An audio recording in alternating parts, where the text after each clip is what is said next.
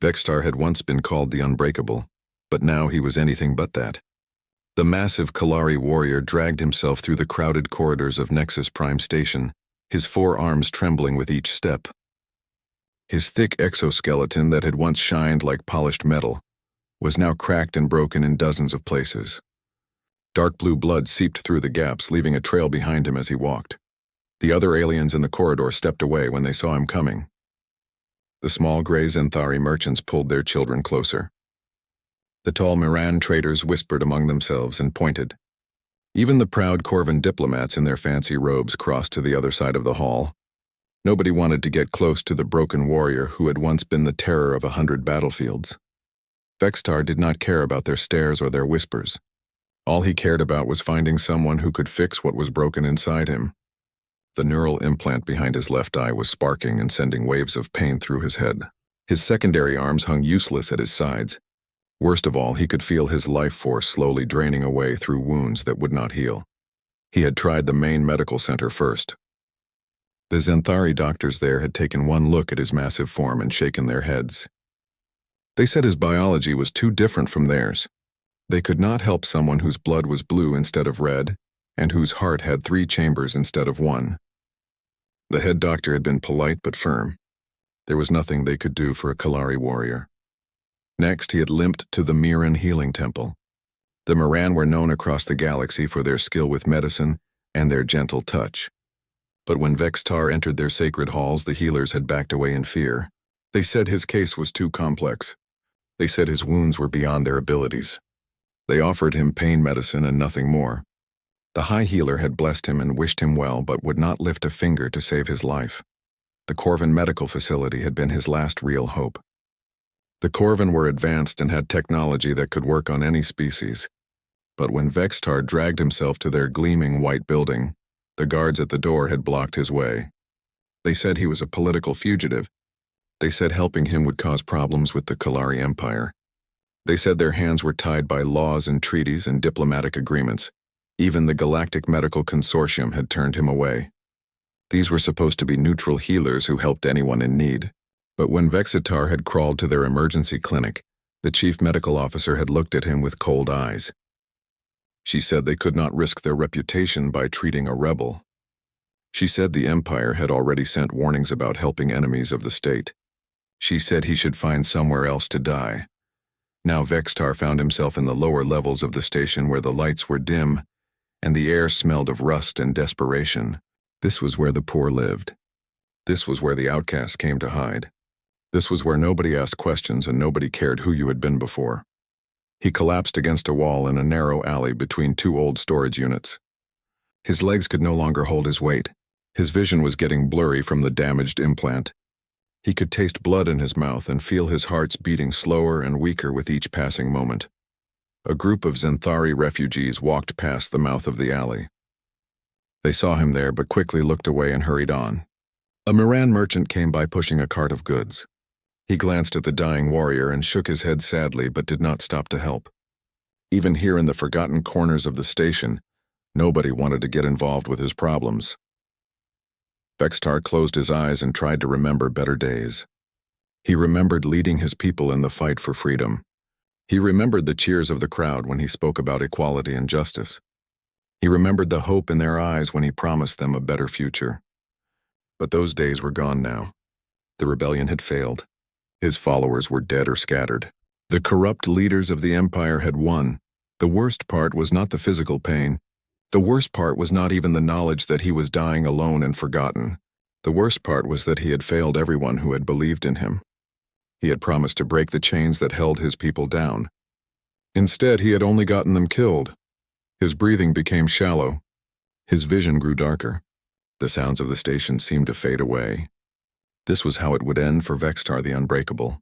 Not in glorious battle against his enemies, not surrounded by friends and family, but alone in a dirty alley where nobody cared if he lived or died.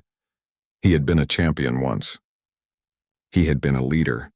He had been someone that others looked up to and followed into battle. Now he was just another broken alien waiting to die in the shadows while the galaxy moved on without him. Jake Murphy was having a bad day even before he found the dying alien. His cargo shipment had been delayed by 3 hours because of some bureaucratic nonsense with the station authorities. His ship's cooling system was making strange noises again, and now he was lost in the lower levels of Nexus Prime, trying to find a parts dealer who supposedly had the components he needed. Jake was not a big man by human standards, but he was tough in the way that cargo pilots had to be. He had been running supplies between stations for 15 years and had learned to handle whatever problems came his way. He wore simple work clothes and carried a basic toolkit. His brown hair was starting to show gray at the temples, and his hands were rough from years of manual labor. He was checking his navigation pad when he heard the sound. It was like a wet cough mixed with a groan of pain. Jake looked around and saw nothing at first. Then he noticed the alley between 2 storage units. The sound came again, and Jake walked over to investigate. What he found there made him stop and stare. There was a huge alien slumped against the wall. It had to be at least 8 feet tall, even sitting down. Its skin looked like it was made of dark metal plates, and it had 4 arms instead of 2. Blue blood was everywhere. The alien's breathing was weak and ragged.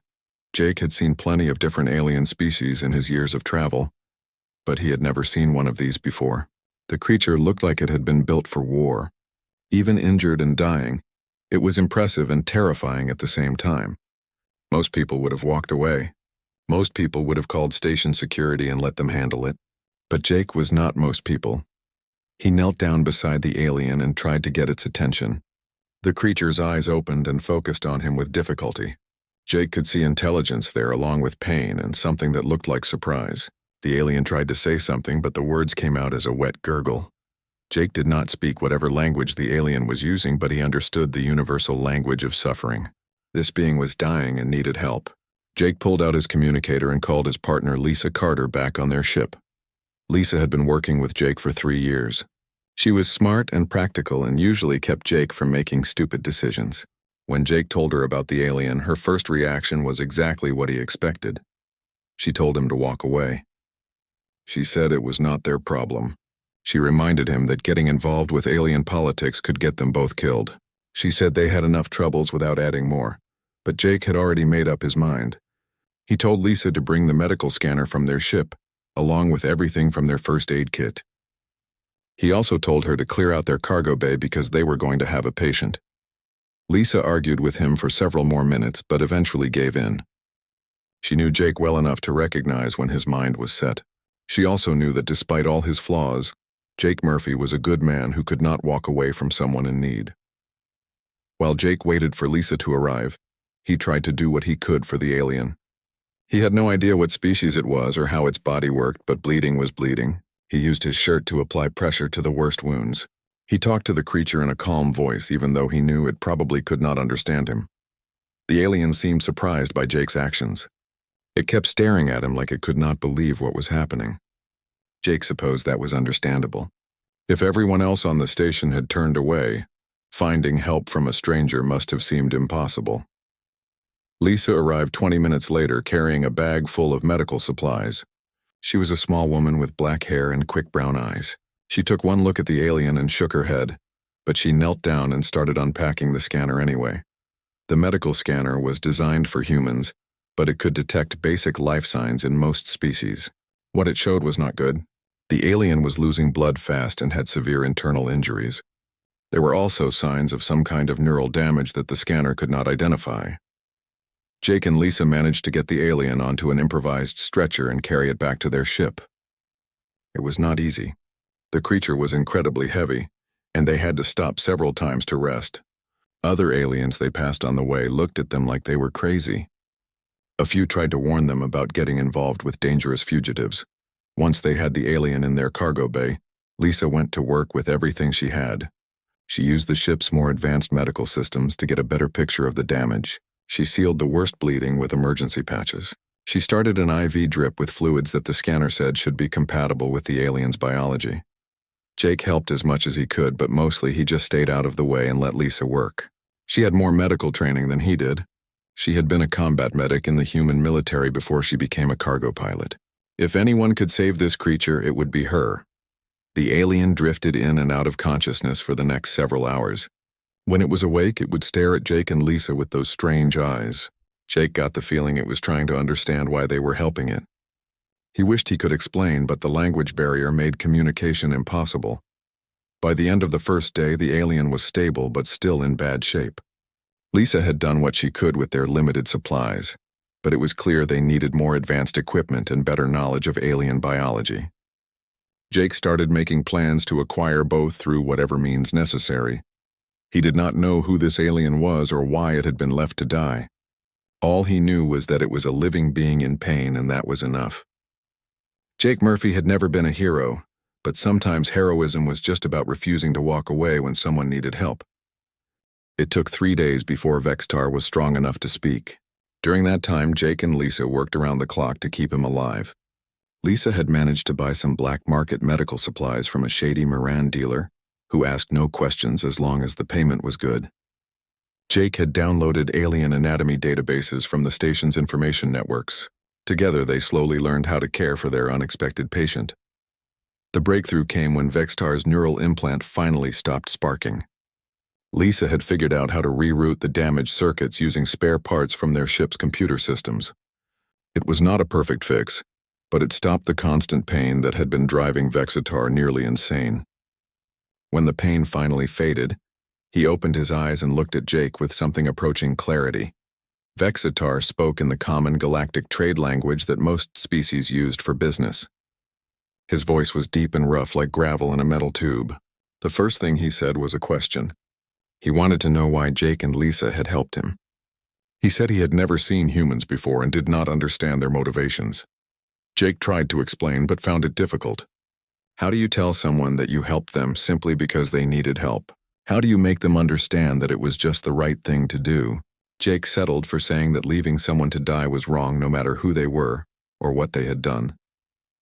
Vextar stared at him for a long time after hearing this answer. Then he did something unexpected. He began to cry.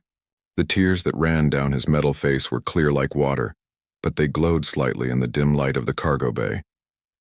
Jake had never seen an alien cry before, and it was both beautiful and heartbreaking. Over the next few days, as Vextar grew stronger, he began to tell Jake and Lisa his story. He explained that he was a Kalari warrior who had led a rebellion against his own government. The Kalari Empire was built on a strict caste system where your birth determined everything about your life. Those born into the lower castes were treated as slaves. They had no rights and no hope of improving their situation. Vextar had been born into the warrior caste, but he had seen the suffering of the lower castes and could not accept it. He had gathered followers from all levels of society who wanted change. For 3 years they had fought against the Empire's forces. They had won many battles and freed many worlds, but in the end, they had been betrayed. Vextar's most trusted lieutenant, a Kalari named Kreltok, had made a deal with the Empire. In exchange for power and position, he had revealed the location of the rebel base. The Empire's fleet had attacked without warning. Most of the rebels had been killed in the first hour. Vextar had barely escaped with his life. His injuries came from the battle, but also from torture during his brief capture. The Empire had wanted to make an example of him, but he had broken free and stolen a ship. He had come to Nexus Prime hoping to find medical treatment and maybe gather new allies for another attempt at revolution. Instead, he had found only closed doors and turned backs. Every species on the station had reasons why they could not help him. Some cited biological incompatibility. Others mentioned political concerns. A few were honest enough to admit they were simply afraid of angering the Kalari Empire. As Vextar told his story, Jake began to understand the depth of his patient's wounds. The physical injuries were healing slowly but surely. The emotional and spiritual damage ran much deeper. Vextar had lost not just his rebellion, but his faith in the basic decency of intelligent beings. Lisa worked on the medical side of his recovery while Jake focused on the psychological aspects. Jake was not a trained counselor, but he had dealt with his own share of trauma over the years. He knew that healing the mind was just as important as healing the body. Jake encouraged Vextar to talk about his feelings of guilt and failure. He helped the alien warrior understand that losing a battle did not make him a bad leader. He explained that sometimes good people fail not because they are weak, but because the systems they fight against are corrupt and powerful. The work was not easy. Vextar had been trained as a warrior from childhood. Showing vulnerability or admitting weakness went against everything he had been taught, Sometimes the conversations would trigger violent episodes where Vextar would lash out at imagined enemies. His strength was incredible even in his weakened state, and both Jake and Lisa bore bruises from trying to calm him down. But slowly, progress was made. Vextar began to sleep without nightmares. He started eating regularly again. Most importantly, he began to hope. The kindness that Jake and Lisa had shown him proved that not everyone in the galaxy had given up on doing what was right. Word of what Jake and Lisa were doing began to spread through the station's underground networks. The lower levels were full of refugees and outcasts who had been rejected by mainstream society. These forgotten beings heard about the humans who had taken in a broken alien warrior and nursed him back to health. Some of them began to offer small gestures of support. A Zenthari mechanic brought spare parts for the ship's medical systems. A Moran cook left containers of nutritious food outside their cargo bay. Even a few Corvin refugees shared information about black market dealers who sold medical supplies without asking questions. Jake was amazed by these acts of kindness. He had thought that compassion was rare in the galaxy, but it seemed that it was just hidden beneath layers of fear and political calculation. When people were free to act according to their conscience instead of their government's orders, many of them chose to help rather than turn away. Vextar noticed these changes too. He began to see that his rescue was not just about Jake and Lisa being unusually good people. It was about awakening something that had always been there, but had been suppressed by years of cynicism and fear. The humans had not just saved his life. They had reminded him that kindness existed in the universe and that fighting for it was worthwhile. As his strength returned, Vextar began to think about the future again. The old dream of violent revolution seemed less appealing now. Maybe there were other ways to bring about change. Maybe the example of compassion and mutual aid could be more powerful than any weapon. The end of their peaceful time came suddenly and without warning. Jake was in the station's market buying fresh supplies when Lisa called him on the communicator. Her voice was tight with fear and urgency. She told him to get back to the ship immediately but not to use the main corridors. Something was wrong and they needed to move fast. Jake abandoned his shopping and took the service tunnels back to their docking bay. What he found there made his blood run cold. Station security officers in full combat gear were setting up a perimeter around their ship. Behind them stood 3 figures in the elaborate uniforms of Kalari Empire officials. Even from a distance, Jake could see the arrogance and cruelty in their postures. He slipped into the ship through a maintenance hatch that the security teams had not yet discovered. Lisa was waiting for him in the cargo bay, where Vexitar was struggling to put on makeshift armor. The alien warrior's injuries were still healing, but his eyes burned with the old fire of battle.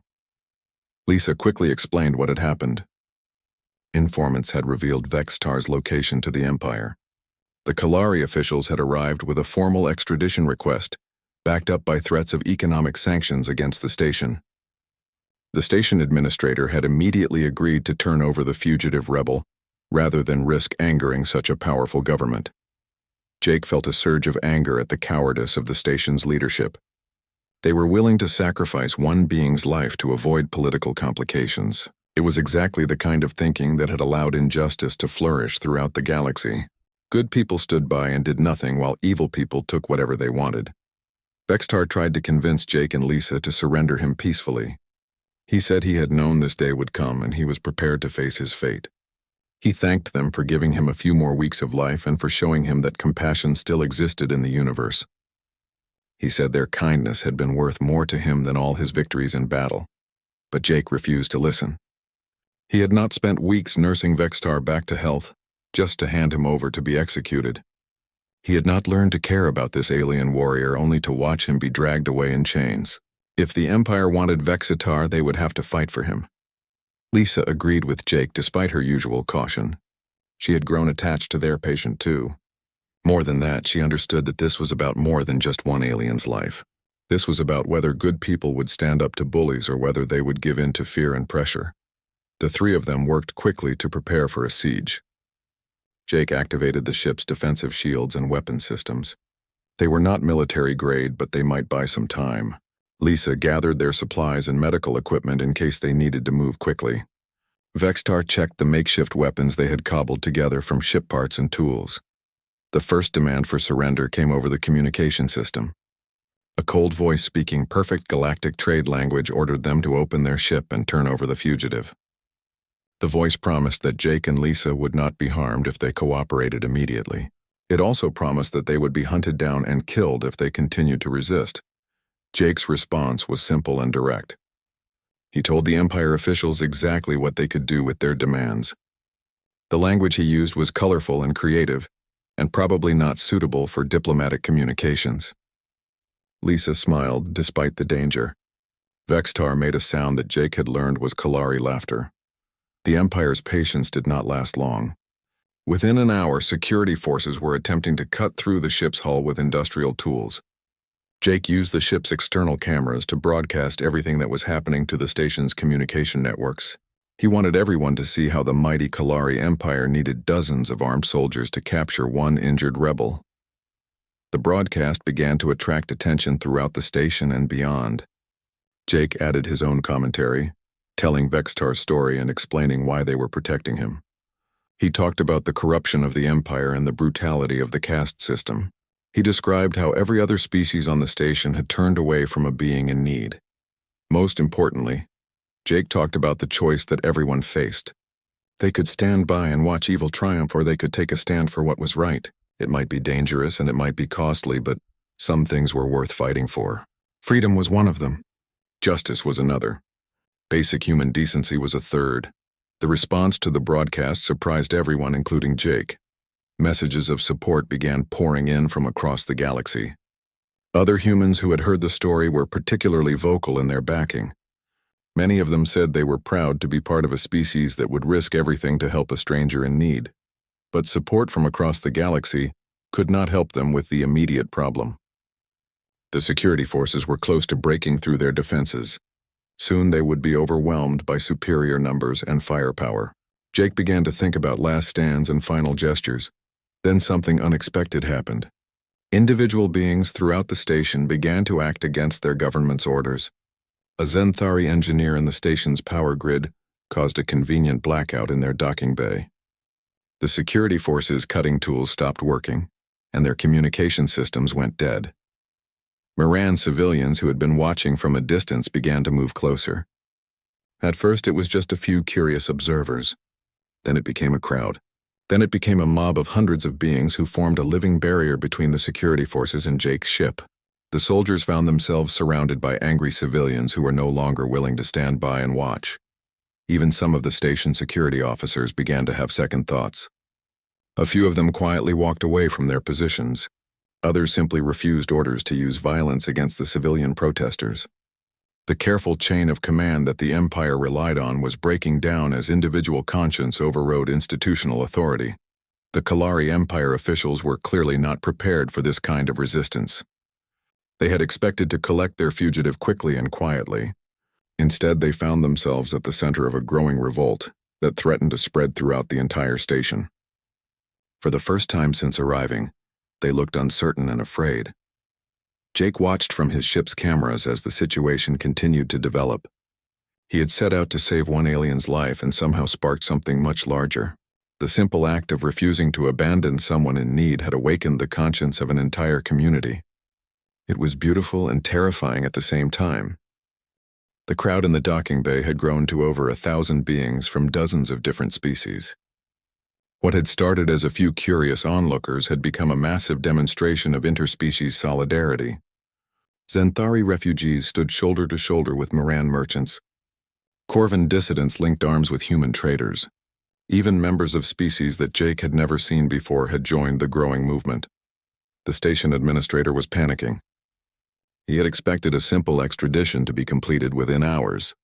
Instead, he was facing the largest civil disturbance in the station's history. Security forces were refusing orders. Essential services were being disrupted by sympathetic workers. Most importantly, the story was spreading across the galactic communication networks faster than anyone could control it. Jake continued broadcasting from his ship, but now he was joined by others. Civilian reporters who had arrived to cover the standoff were interviewing protesters and sending their stories throughout known space. The simple narrative of humans helping an injured alien was resonating with beings everywhere who had felt abandoned by their own governments.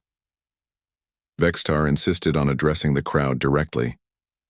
Despite Jake and Lisa's concerns about his safety, the alien warrior wanted to speak for himself. They helped him to the ship's external platform where everyone could see and hear him. The crowd fell silent as the massive figure began to talk. Vextar's voice carried clearly across the docking bay as he spoke in the common trade language. He told his story simply and honestly. He talked about growing up in a society where your birth determined your entire life. He described watching friends and family members suffer under a system that treated them as property rather than people. He explained how he had tried to change things through violence and revolution. He had believed that the only way to fight oppression was with weapons and armies. But his rebellion had failed and many good beings had died because of his choices. He had come to the station expecting to die alone and forgotten. Instead, he had found something he had never expected. He had found beings who cared more about doing what was right than about protecting themselves. Jake and Lisa had risked everything to save a stranger from a species they had never encountered before. They had asked for nothing in return except the chance to help someone in need. Vextar's voice grew stronger as he continued speaking. He said that Jake and Lisa had shown him a different way to fight injustice. Instead of trying to destroy their enemies, they had chosen to build something better. They had created a community of compassion that crossed species lines and ignored political boundaries. The crowd listened in complete silence as Vextar reached his conclusion. He said that he was no longer interested in violent revolution. He wanted to help build the kind of galaxy where beings like Jake and Lisa were common, rather than rare. He wanted to create a network of mutual aid and support that could help anyone who found themselves abandoned and alone. When Vextar finished speaking, the crowd erupted in cheers and applause that seemed to shake the entire station. The sound was unlike anything Jake had ever heard. It was the sound of hope being born from despair. It was the sound of different species finding common ground in their shared desire for justice and dignity. The Kalari Empire officials realized they had lost control of the situation completely. What had started as a simple law enforcement action had become a galactic incident that was making their government look brutal and tyrannical. Calls for reform were spreading throughout their own territory as news of the standoff reached Kalari worlds. Faced with potential riots on multiple planets, the Empire was forced to negotiate. They could not simply take Vexitar by force without risking a much larger conflict. Station security had largely sided with the protesters. Even some of the Empire's own diplomatic staff were questioning their orders. The negotiations took place in the station administrator's office with representatives from multiple governments and species. Jake and Lisa were invited to participate despite being simple cargo pilots with no official authority. Their moral standing had given them a voice in galactic affairs that no amount of wealth or political power could have purchased. The final agreement was better than anyone had dared hope. Vextar would not be extradited to face execution. Instead, he would be granted refugee status and allowed to establish a new organization dedicated to interspecies cooperation and mutual aid. The Kalari Empire would be required to allow neutral observers to investigate conditions in their territory. Jake and Lisa found themselves appointed as founding members of what would eventually become known as the Galactic Compassion Network. It started small with just a few volunteers and limited resources. But the idea spread quickly as beings throughout known space heard about what had happened at Nexus Prime. Within months, there were chapters of the network on dozens of worlds. Refugees who had been turned away by official agencies found help from volunteer groups. Beings suffering under oppressive governments discovered they were not alone in their struggles. Most importantly, the simple act of helping others regardless of species or politics became something to be celebrated rather than hidden. The network grew beyond anyone's expectations. What had started as an emergency response to one alien's medical crisis became a galaxy-wide movement for social justice and mutual aid.